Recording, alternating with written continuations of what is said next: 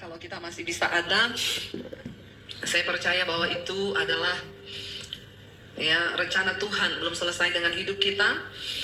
Karena banyak rekan-rekan kita yang hari ini mungkin sedang terbaring di rumah sakit tidak berdaya. Ada satu jemaat Mesbah Doa Setia juga sekarang lagi kritis di rumah sakit. Dia setiap malam duduk di sebelah sana, saudara.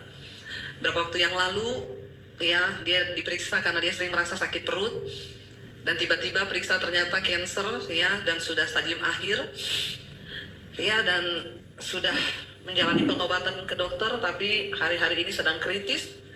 Tapi ya saya dengar dia berkata bahwa kepada istrinya, kalau sudah waktunya Tuhan panggil saya, jangan pernah kamu berkata bahwa Tuhan tidak baik. Tuhan Yesus itu baik, sampai selama-lamanya dia tetap baik. Kita nggak pernah bisa menentukan apa yang terjadi dengan hidup kita. Tadi juga saya dengar kesaksian, ada salah satu jemaat di toilet ya, tadi malam tiba-tiba nggak bisa bernapas. Katanya, aduh rasa-rasanya udah mau mati bu, saya pikir saya udah nggak bisa ketemu ibu lagi. Ternyata ya belum saatnya mati, jadi tidak mati. Tapi kalau Tuhan masih beri kita hidup, ya itu adalah ya anugerah bagi kita. Sampai tadi saya belum menemukan firman Tuhan apa yang mau sampaikan buat saudara semua. Ya, saya selalu meminta untuk Roh Kudus menuntun karena saya percaya persiapan saya tidaklah sempurna. Ya, tadi ketika lagu dinyanyikan, ajar kami Tuhan menghitung hari-hari. Ya, Roh Kudus ya berkata di hati saya, sampaikan tentang firman ini. Ajar kami Tuhan menghitung hari-hari. Ya, dan saudara tahu firman ini ditulis oleh Musa. Ya, ketika di masa tuanya. Musa mengalami 3 periode di dalam hidupnya, saudara. Ya, pada 40 tahun yang pertama, Musa merasa begitu hebat dia ketika berada di Mesir, karena dia sebagai seorang putra dari Raja Fir'aun yang ditemu oleh putri dari Raja Fir'aun dan diangkat menjadi orang di dalam kerajaan di Mesir. Itu adalah periode 40 tahun pertama di dalam hidupnya. Kita pun semua mengalami periode pertama dalam hidup kita sampai mencapai umur 30, 40. Ya, kita merasa muda, merasa sehat, merasa begitu luar biasa. Tapi ketika Musa memasuki periode yang kedua, 40 tahun kedua, ya itu dia berada di belantara, ya. Dan di sana dia merasa tidak ada apa-apanya hidupnya itu.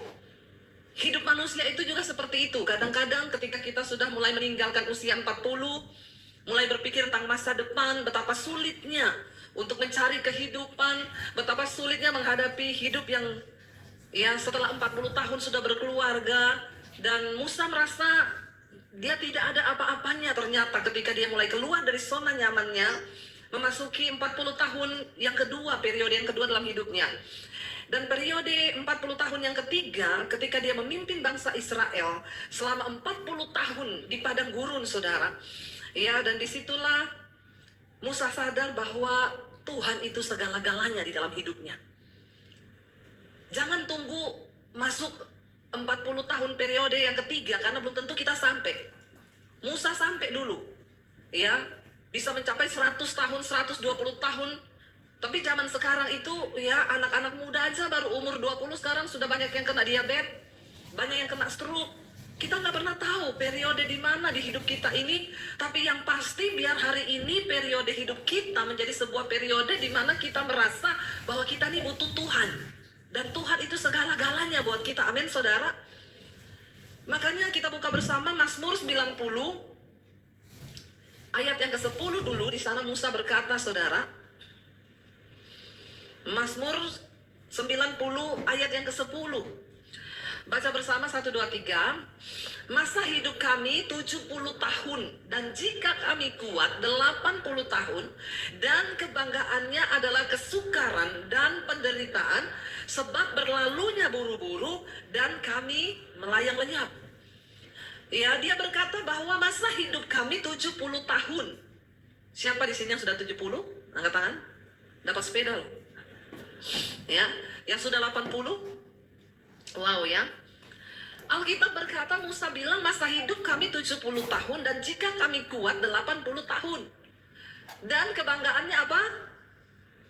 Kesukaran dan penderitaan. Ya, makanya orang kalau sudah di atas 70 ya, saya tuh kalau dengar mertua saya lagi periksa. Saya tanya, sakit apa? Biasa. Lututnya sakit, kepalanya cekot-cekot. Ya, nanti yang katarak, nanti yang ini. Ya, itu yang dikatakan bahwa setelah 70 tahun berikutnya hidup kita, itu kesukaran dan penderitaan dan berlalunya itu buru-buru. Ya, kita nggak tahu kalau kita masih sampai di periode kedua aja yang memasuki 80 tahun. Ya, puji Tuhan, haleluya. Karena makanya Musa itu berkata, siapakah yang mengenal kekuatan murkamu dan takut kepada gemasmu? Di usia sekarang ini saudara, mari kita mulai belajar mengenal Tuhan dan belajar untuk takut kepada murka Tuhan itu ada. Sehingga kita hidup lebih bijaksana. Ayat 12 Musa berkata di sana apa? Baca bersama.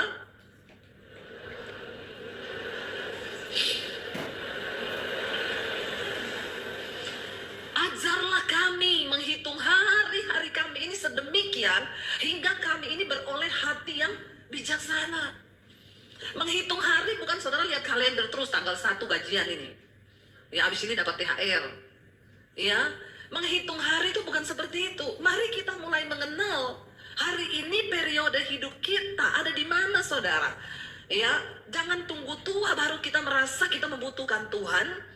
Tapi hari ini ketika engkau mendengarkan firman Tuhan, mari kita semua merasa bahwa kita memerlukan Tuhan dan Tuhan itu segala-galanya di hidup kita, amin.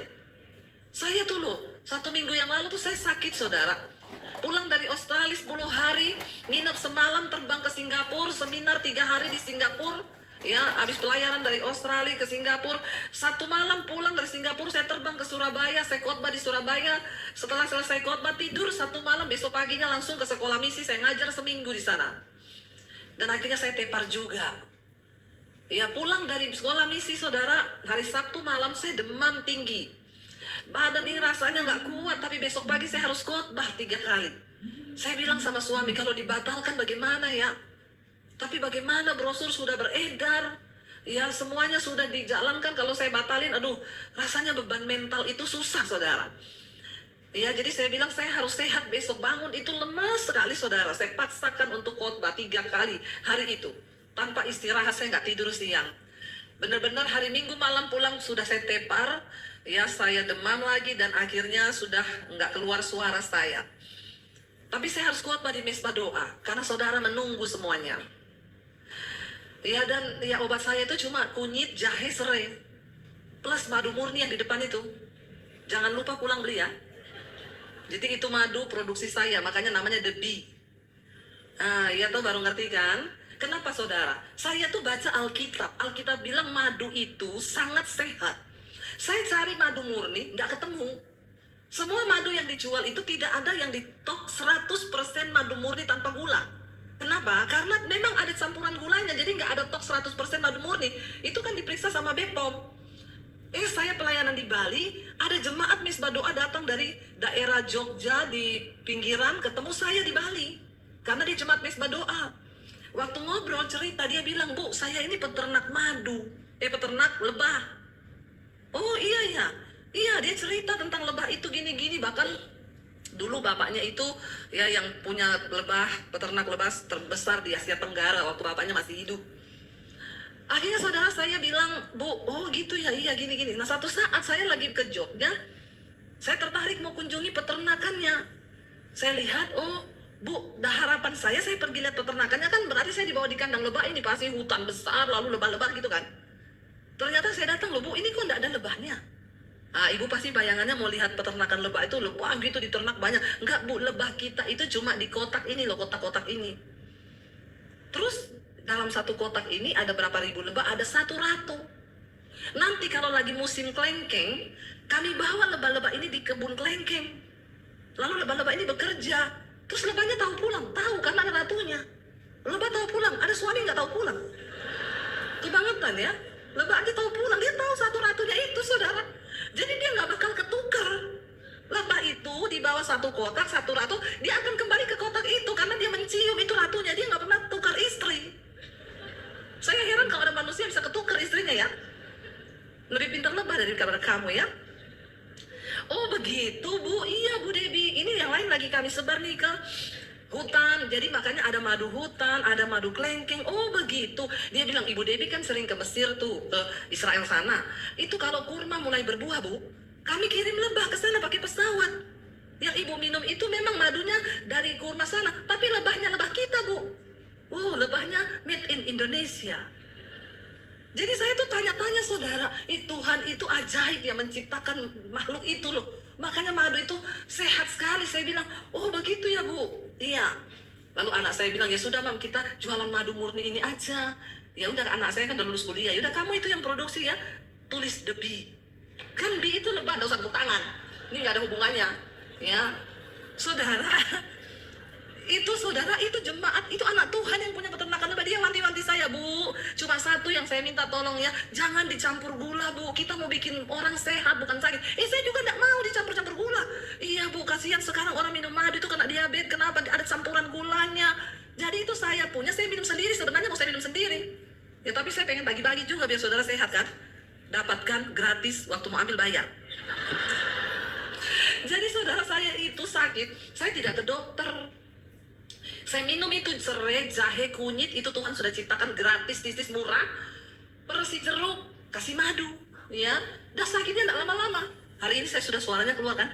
Kemarin masih gitu ya di itu. Nggak minum antibiotik, tepuk tangan buat Tuhan Yesus yang sudah memberi kita resep, ya.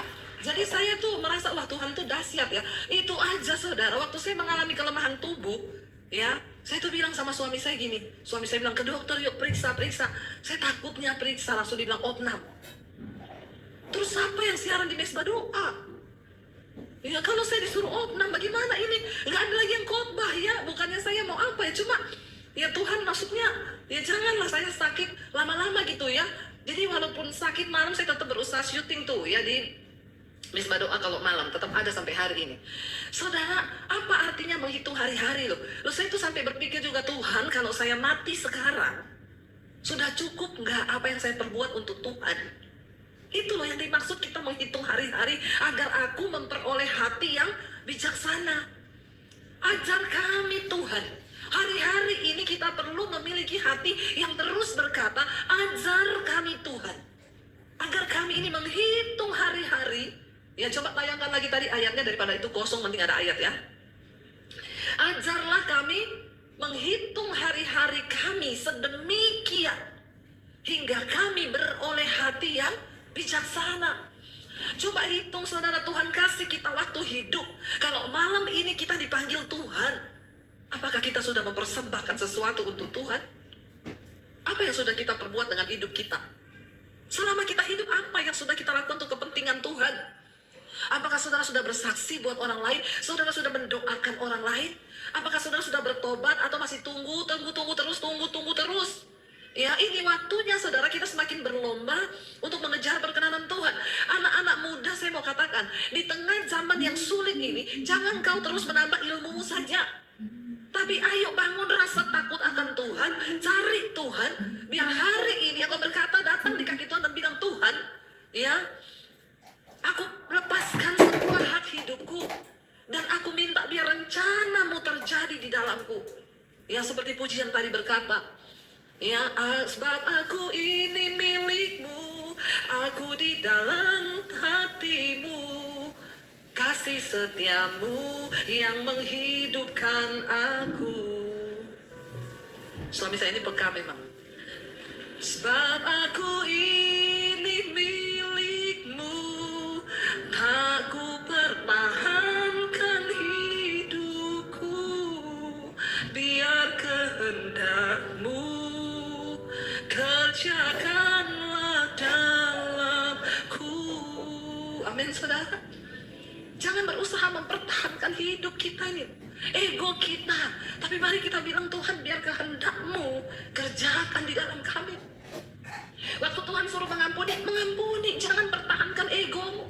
Waktu Tuhan suruh tinggalkan dosa, jangan berzina, jangan selingkuh. Buang itu dan bilang, Tuhan aku mau. Sebab aku ini milik-Mu, aku di dalam kasih setiamu yang menghidupkan aku. Bilang pada Tuhan, malam ini saudara. Sebab aku ini milikmu, tak ku pertahankan hidupku, biar kehendakmu kerjakanlah dalamku. Amin saudara. Biar kita terus mau katakan, Tuhan, aku tidak mau pertahankan egoku, hidupku, biar kehendak-Mu kerjakan dalam hidup kami. Itu yang dimaksud saudara oleh Musa. Ajarlah kami ini Tuhan menghitung hari-hari kami sedemikian, supaya kami ini beroleh hati yang bijaksana. Mari kita mulai mengerti apa yang Tuhan mau di dalam hidup kita. Musa menulis syair ini, Mazmur 90 ini, pada saat dia sudah tua saudara. Dan dia bilang bahwa hidup kami ini cuma 70 tahun. Kalau kami kuat 80 tahun dan kebanggaan kami itu kesukaran, penderitaan. Karena itu sebelum itu semua datang, biar Engkau ajar kami untuk menghitung benar hari-hari kami ini. Karena Musa saudara memiliki sebuah penyesalan yang begitu besar dalam hidupnya. Dia tidak diizinkan untuk masuk menginjak tanah perjanjian. Kalau saudara ikut kami ke Israel, nanti kita akan pergi ke Gunung Nebo. Kenapa saya suka selalu ke Petra itu lewat Jordan saudara? Karena di situ ada Gunung Nebo. Itu tempat terakhir Musa yang menginjakkan kaki. Di bawah dia sudah lihat tanah Kanaan. Dia pernah memohon, Tuhan izinkan aku masuk. Tuhan bilang tidak bisa. Kenapa? Karena satu kali Musa tidak taat sama Tuhan.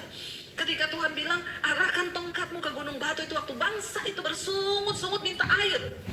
Mereka memberontak kepada Musa dan berkata, ini gara-gara kamu ini bawa kami keluar dari Mesir. Mending kami tetap jadi budak di Mesir, tapi kami bisa menikmati yang enak semua di Mesir. Kamu pengen kami mati tanpa air. Tuhan bilang, arahkan tongkatmu dan bilang pada gunung batu itu, keluarlah air. Tapi karena Musa emosi saudara terhadap bangsa ini, yang padahal Alkitab bilang, kenapa Musa dipilih Tuhan? Karena Musa ini seorang yang terkenal lembut hati. Di seluruh bumi ini tidak ada orang yang seperti Musa lembut hatinya. Berarti suami saya kalah. Orang Solo lewat sama Musa. Ya, Musa Alkitab mencatat satu-satunya orang yang hatinya itu didapati Tuhan paling lembut. Ya, tapi pada akhirnya Musa melakukan sebuah kesalahan karena dia marah, dia emosi. Dan karena kesalahan itu Tuhan bilang, karena kamu melanggar apa yang aku perintahkan, sebenarnya kamu gak usah emosi. Gunung batu itu bisa mengeluarkan air. Tapi karena kamu marah sama bangsa itu, lalu kamu pukul, ya dengan emosi, memang air tetap keluar. Tapi Tuhan bilang, maka mulai hari ini, engkau tidak akan pernah mungkin bisa menginjakkan kakimu di tanah perjanjian. Itu mungkin sebabnya Musa tulis ayat ini. Ajar kami Tuhan menghitung hari-hari kami ini sedemikian, supaya kami punya hati yang bijaksana. Ya, apa itu hati yang bijaksana? Hati yang bijaksana artinya hati yang dipenuhi oleh rasa takut akan Tuhan. Ya, dan menghitung hari-hari itu bukan cuma sekedar saudara menghitung kalender, melihat, tapi bagaimana kita meresponi setiap peristiwa yang terjadi di hidup kita ini hari demi hari. Persoalan demi persoalan yang datang silih berganti, bagaimana saudara meresponinya? Apakah kita menjadi marah sama Tuhan? Saya dengar yang jemaat Mesbah Doa itu, ya dia berkata ya, karena dokter juga mungkin sudah angkat tangan, kansernya sudah menyebar, dan sekarang dia sudah krisis. Tapi satu pesannya kepada istrinya, jangan pernah kamu tuduh Tuhan itu tidak baik. Tuhan itu baik. Saya senang saudara, jemaat Mesbah Doa diperlengkapi, bahkan mengerti bahwa kematian itu sebuah keuntungan dalam Kristus. Amin saudara. Ya, karena kita semua, ibu juga ya dulu sekali tiap datang sama bapak Mesbah Doa, ada bapak di situ. Sekarang bapaknya sudah dipanggil Tuhan. Ya, tapi sampai di akhir hidupnya pun, ya, bapak tetap berkata Tuhan itu baik. Itulah kemenangan yang lebih daripada kemenangan. Ya, karena yang terpenting itu sampai pada akhir hidupnya. Tidak semua dari kita akan terus duduk di tempat ini satu persatu. Banyak saudara yang sudah dipanggil Tuhan. Tapi yang saya senang, sampai di akhir hidup mereka tidak menyangkal Tuhan dan tetap berkata bahwa Tuhan itu baik. Mereka mengakhiri pertandingan imannya sebagai seorang pemenang sampai di garis akhir. Amin saudara. Dan itu sangat membanggakan. Ya, saya cuma mau berkata saudara bahwa banyak orang takut mati. Ya, tapi percayalah, ketika kita ada di dalam Tuhan, kematian itu benar-benar jadi satu keuntungan. Saya ketemu dengan orang yang bersaksi mereka pernah mati. Nggak ada yang kepengen balik waktu Tuhan suruh balik.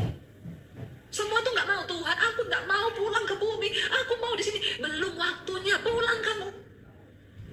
Tapi semua yang pernah mati itu cerita bahwa di sana tuh enak banget Bu, indah banget. Saya kemarin pergi ke Adelaide saudara, itu salah satu negara di Australia. Saya terbang dari Sydney itu 2,5 jam naik pesawat. Sampai di sana ketemu sama ibu gembalanya saudara, ya, dan saya diberkati luar biasa. Saya percaya tadinya saya tidak akan pelayanan ke sana, tapi ke Melbourne.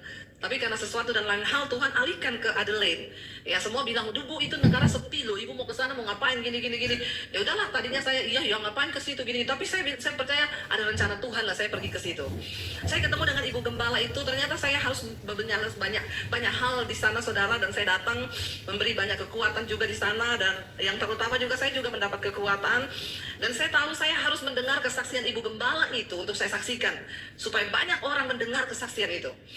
Jadi ibu gembalanya cerita sama saya, "Bu, saya ini 5 tahun yang lalu harusnya sudah mati. Saya itu tidak merasakan apa-apa. Saya ini seorang pelari. Saya ini orang yang jaga makan. Saya selalu makan sehat. Dan pokoknya untuk hal kesehatan tuh saya nomor 1. Tiba-tiba saya lagi di pesawat Bu, mau landing di Adelaide. Saya tuh ke toilet di pesawat dan saya jatuh. Saya tidak bisa berdiri. Saya pingsan. Untung dalam keadaan pesawat sudah mau landing. Akhirnya saya turun pakai kursi roda karena saya tiba-tiba sudah tidak bisa berdiri. Saya langsung dilarikan ke rumah sakit, ditangani oleh 8 orang dokter profesor, rumah sakit dokter hebat di sana. Mereka kaget karena ternyata terdeteksi saya itu kena kanker limfoma, dan sudah menjalar ke seluruh saraf saya, bahkan sudah tumbuh beberapa benjolan ternyata di kepalanya. Dan dokter berkata umurnya tinggal beberapa hari. Karena ini tidak mungkin. Tapi hari itu dokter minta izin ke suaminya untuk melakukan operasi karena biar bisa diambil dan bisa menjadi pelajaran hanya untuk mau dipelajari itu kasus kansernya. Tapi dokter bilang pasti mati beberapa hari. Setelah dioperasi, dia ditaruh di ruang isolasi yang orang-orang menunggu kematian. Ya, satu persatu mati. Dia bilang, "Ibu tahu, tiap hari saya dengar dokter masuk bertanya begini, masih hidup toh? Kok nggak mati-mati?" Itu yang dokter ngomong. Karena memang secara medis dia sudah nggak mungkin tertolong. Sudah divonis tinggal beberapa hari. Ditaruh di situ, tapi kok nggak mati-mati? Malah membaik. Tadinya suaminya tanya, "Kalau kemo gimana dok?" Dokter bilang nggak usah, buang-buang percuma biaya. Karena dia nggak bisa lagi di kemo. Sudah di stadium akhir, sudah menjalar dan pasti mati kok. Nggak usah di kemo. Tapi karena dia tidak mati-mati, hari demi hari dia sembuh saudara. Akhirnya dokter bilang begini, "Ya udah kita kemo aja ya kalau gitu, karena ini tubuhnya menunjukkan tanda-tanda hidup, nggak mati." Kalau Tuhan berkata belum waktunya mati, nggak mati saudara. Walaupun dokter bilang tinggal beberapa jam. Lalu saudara dia di kemo. Dia bilang waktu hari kedua dia di kemo, dia 7 kali kemo. Hari yang kedua dia sudah tidak kuat. Dia udah minta pesan kepada anaknya, dia bilang, "Relakan mama pergi karena tubuh mama sudah sangat tidak kuat, sudah kurus, sudah hitam semua rambut sudah botak saudara." Jadi anaknya nangis, dia juga sudah mengucapkan salam perpisahan. Tiba-tiba antara setengah sadar dan tidak, dia cerita sama saya lihat ada bola Bu, bola itu menyala. Bola itu datang ke depan saya mau ambil bola itu Bu.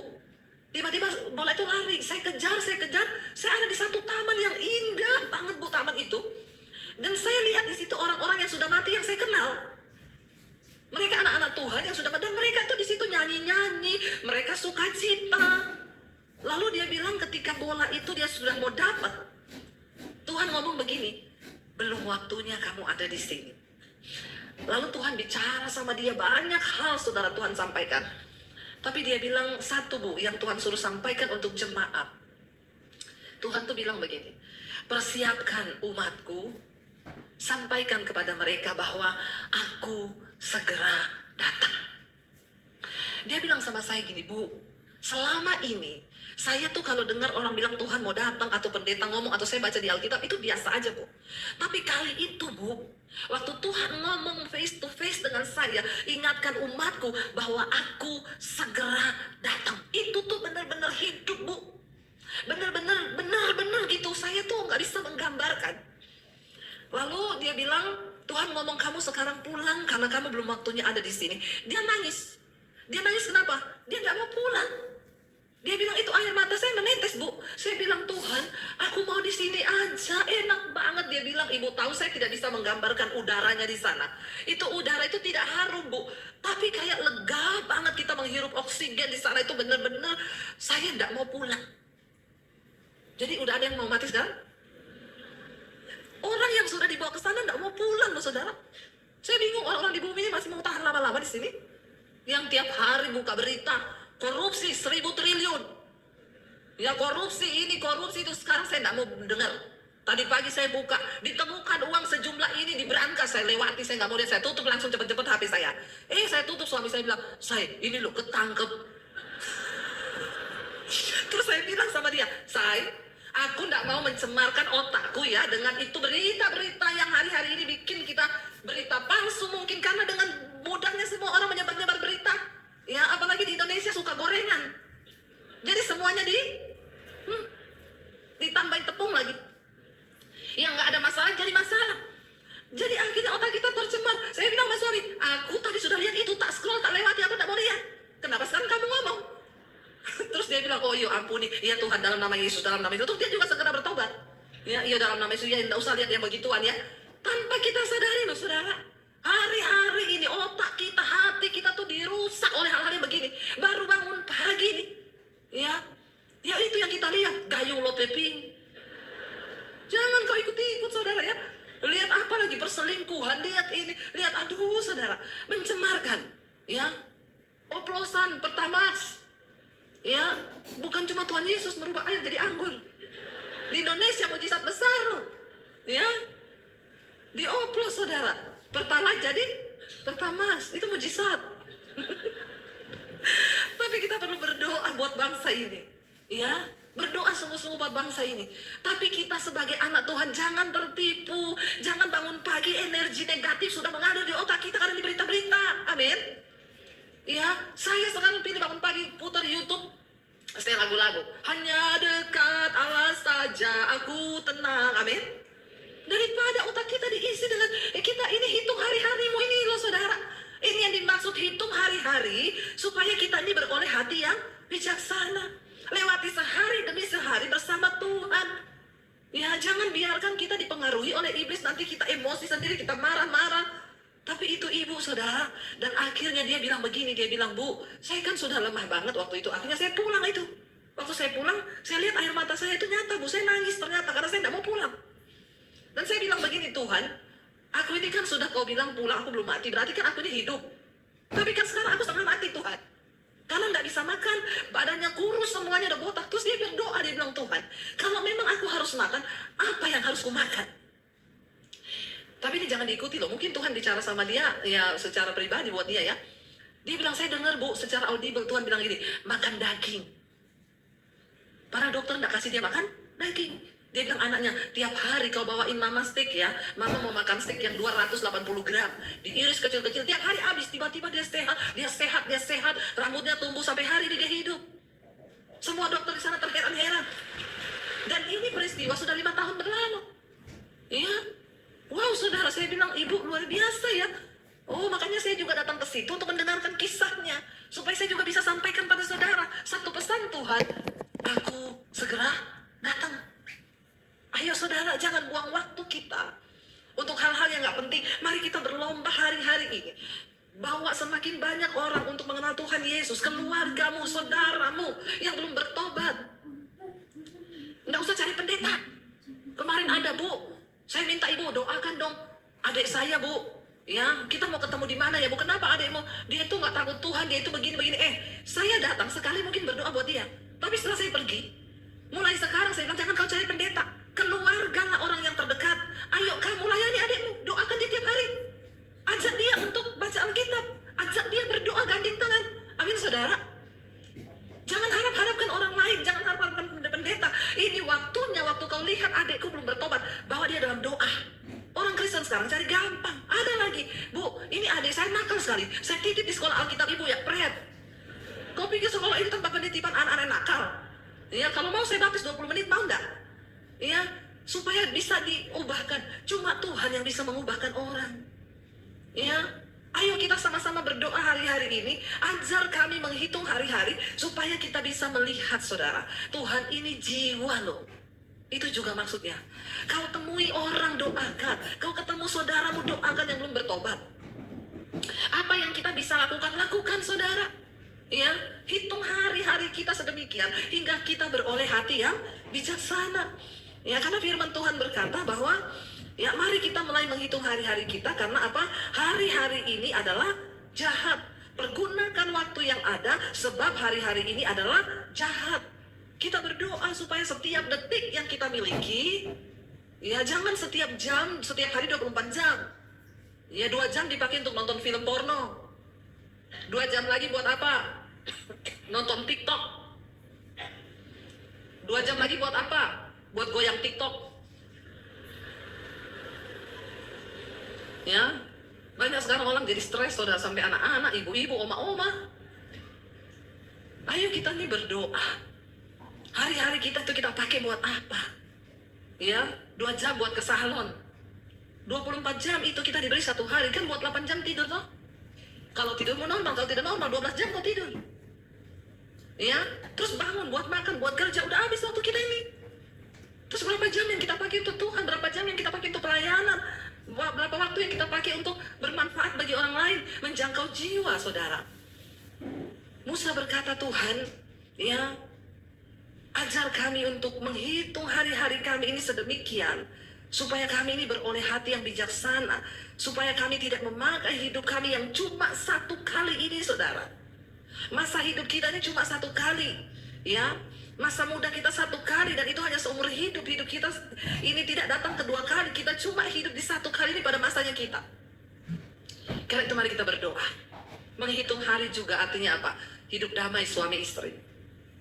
Jangan sampai menikah berapa lama, Bu? 25 tahun.